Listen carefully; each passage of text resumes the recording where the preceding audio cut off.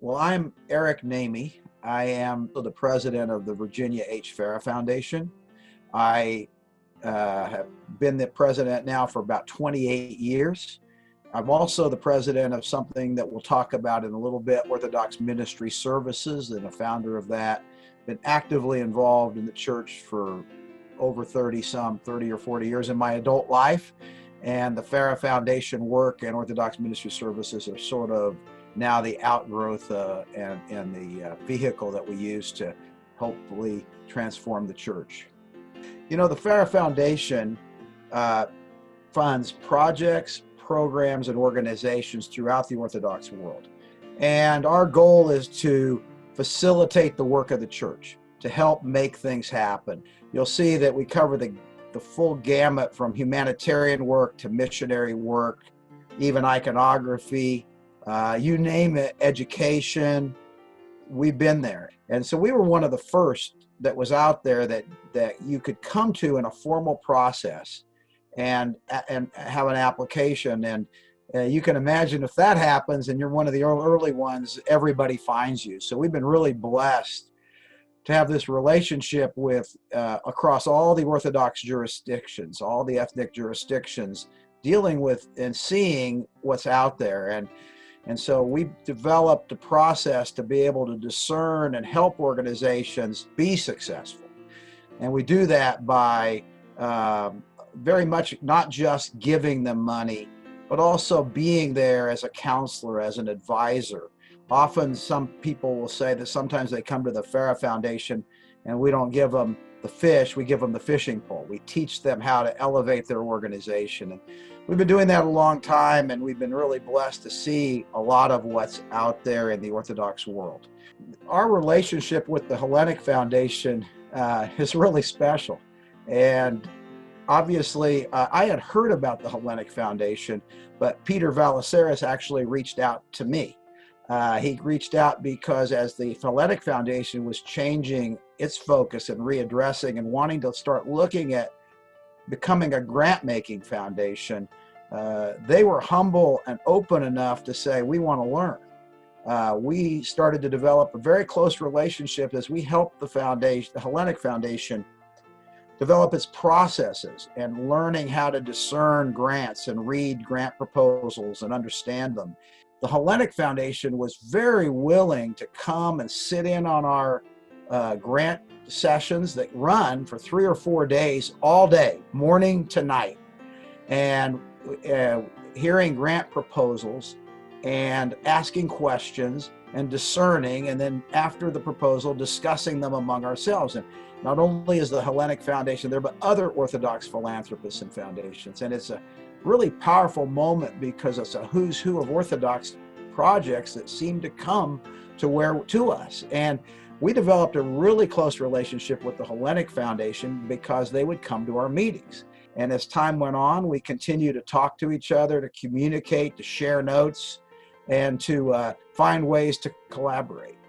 The Farah Foundation and the Hellenic Foundation have recently, in the last couple of years, collaborated on something that I think is going to be transformational in the Orthodox Church. We call it Orthodox Ministry Services. And it has a vision that is sort of the culmination of my 28 plus years working with the Farah Foundation and building relationships across the church.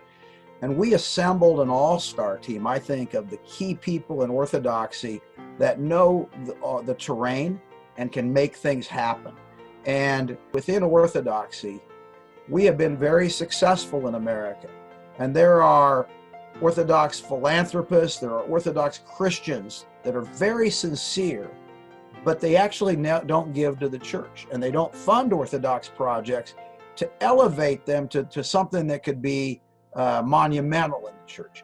And so we decided to create an organization that could facilitate and make things happen, that could transform the church, transform parishes. One side of the house that's helping parishes develop best practices, develop their boards, develop their structures, and help them do the fundamentals that any organization needs to be successful, the kind of things that Farah was counseling, that we were counseling for years, to help organizations do it right. So we created Orthodox Ministry Services in order to elevate the game of our organizations, of our parishes, so that we are investable and that we have a vision and a plan in the things that we do.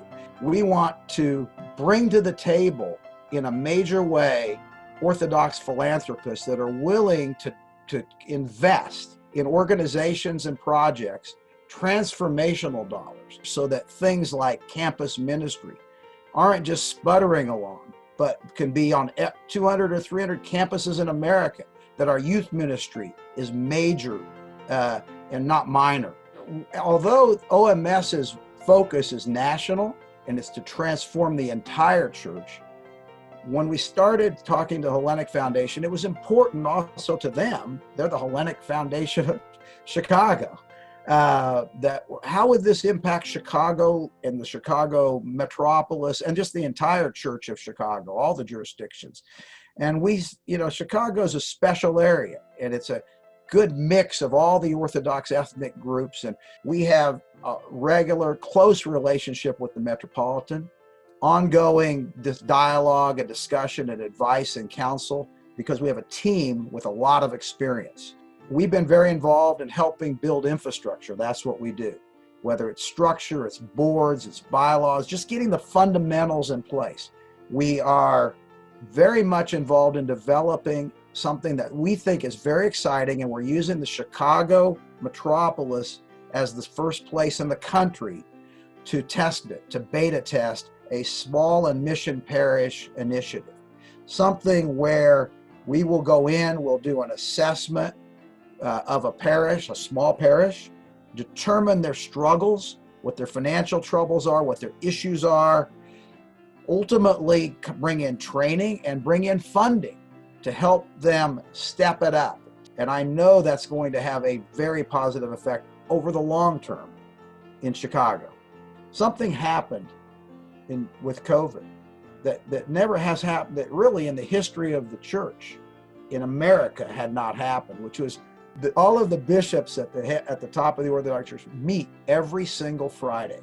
And OMS has been there to provide facilitation, to provide services. As COVID-19 hit, OMS helped them build a COVID-19 resource, tracked all of the shutdown rules that might affect churches and parishes. OMS helped the Assembly of Bishops help parishes get information on just, that they're shut down. How do we even collect our money? Many of them didn't know how to do online collections and online contributions. And OMS was in there to facilitate all that through the bishops, which was exciting. We've helped the Assembly of Bishops develop an app that's going to help them have real-time information so they can make better decisions and survey the clergy and the laity. Something really exciting was approved by the bishops, all of the bishops, that will have a very positive effect on Chicago. And that is the creation of a new agency of the Assembly. It's something that is the culmination of many people working years and years to come together and create a brand new agency that's just focused on youth, that coordinates all of the Orthodox jurisdictions in one place. You work 20 hours a day.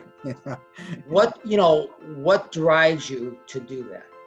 What drives me to be participating in this work is not to get satisfaction, to be honest with you. I feel like it's just almost like being called. There's something guiding us and our team and all of us, even something that guided us to be connected with Hellenic Foundation that's beyond all of us. And so the work of the church is absolutely essential, that we have been here now over 100 and some years in America, and we haven't made a dent, but we can. We have the talent, we have the resources, we have the abilities to do it. We just need to bring it together. And so through Orthodox Ministry Services, through my work with the Farah Foundation, I don't know that I'm driving this car. Somebody else is, and it's coming from above. And we're just trying to make sure that we remain humble and open to where the direction that we're being guided. And it can be extremely difficult, and you have to be stubborn, and you have to be persistent. And there will be ups and there are downs, and you have to stay focused. And I think that for me, what drives me is that this isn't my fight. This isn't my battle. This is God's. And we'll do what he wishes. It will try to be open to his will.